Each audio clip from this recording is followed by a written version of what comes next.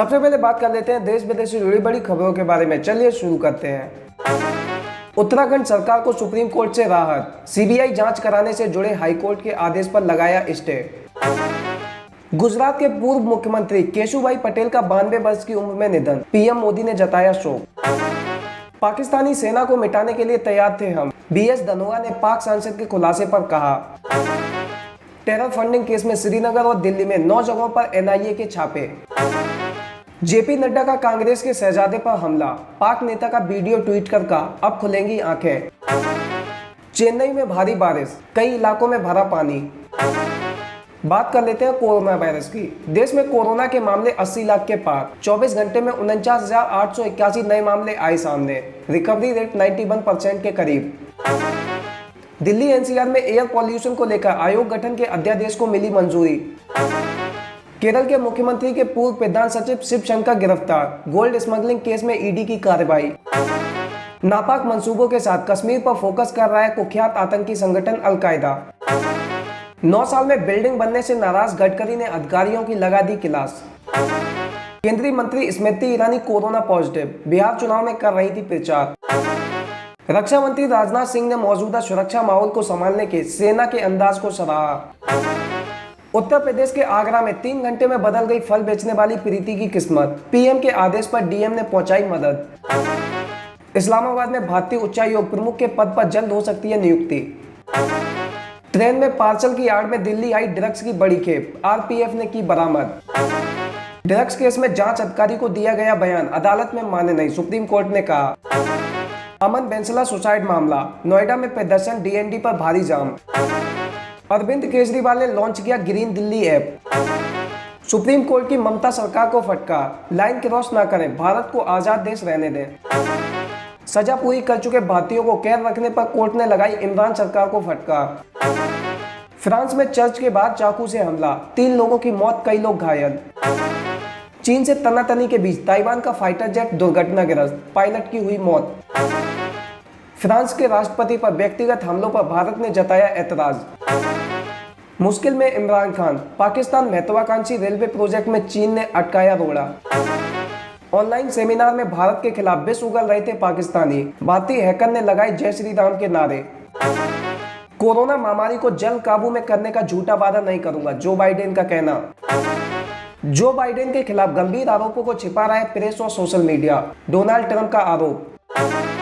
France और Germany में corona virus के मामले बढ़े, फिर से लॉकडाउन लगाया गया। पाकिस्तान को सऊदी अरब ने दिया बड़ा झटका, गिलगिट बाल्टिस्तान और पीओके को नक्शे से हटाया। अब बात कर लेते हैं पॉलिटिक्स की। प्रायोजित रावण दहन पर राहुल गांधी का बयान उनकी राजनीतिक औकात दर्शाता है, भाजपा का कहना। एसपी प्रत्याशी को हराने के लिए बीजेपी उम्मीदवार को वोट कर सकती है बीएसपी, मायावती ने दिए संकेत। खबर पश्चिम बंगाल से, टीएमसी सांसद का राज्यपाल पर निशाना, बोले जगदीप धनखड़ बीजेपी के लाउड स्पीकर। उत्तराखंड के सीएम त्रिवेंद्र रावत को सुप्रीम कोर्ट से राहत, हाई कोर्ट के सीबीआई जांच के फैसले पर फिलहाल लगाई रोक। जेपी नड्डा का राहुल गांधी पर तंज, कांग्रेस के शहजादे को किसी भी चीज पर विश्वास नहीं। अब बात कर लेते हैं बिजनेस एंड फाइनेंस की। स्पाइस जेट भारत में 31 अक्टूबर से शुरू करेगी सीप्लेन सर्विस, 1500 रुपए से शुरू होगा किराया। ज्वेलरी के लिए सोने की मांग में 48% गिरावट, लेकिन सिक्कों और छड़ों के लिए बड़ी डिमांड, WGC का कहना। कोविड-19 मामले फिर बढ़ने से अमेरिका में बढ़ी फिर से लॉकडाउन लगाने की आशंका, शेयर बाजारों में आई 3.5% की गिरावट। भारत में नीलाम हुई सबसे महंगी चाय, कीमत सुनकर उड़ जाएंगे होश। नीलामी में चाय पत्ती की विशेष किस्म मनोहारी गोल्ड की बिक्री 75,000 रुपए प्रति किलोग्राम की दर से की है।